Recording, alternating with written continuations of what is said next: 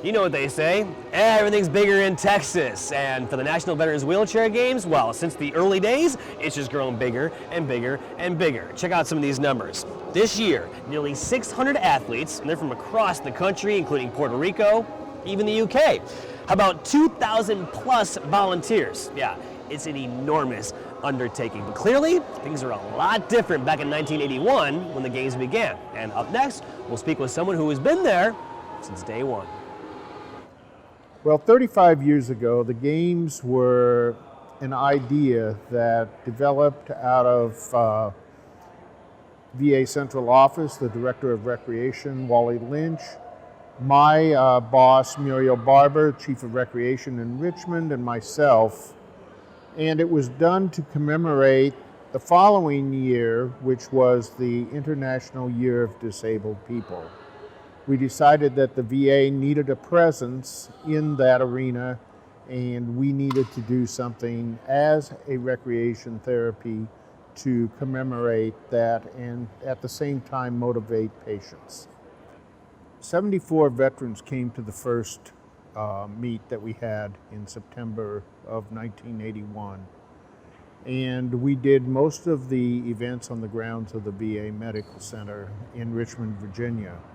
And we did it for a variety of reasons. One is because the accessibility of the veterans to the venues was very easy. The second one is that the veterans that weren't quite ready to take it to the next step could at least look out their windows, look out on the patios and see the things that are happening. So those 74 veterans participated and had such a good time that they brought the word after the games to their various VAs around the country. And the next year we get a call that said we had a couple veterans that attended the games and they have nothing but praise for that, and we'd like to try to do something similar at our facility. Original events were track and field, weightlifting, table tennis. We did a wheelchair slalom. We did swimming. So those were original events.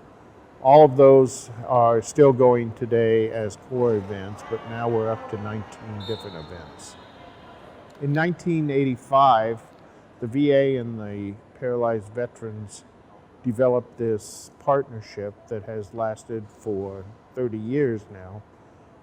And with the Paralyzed veterans came a sponsorship program.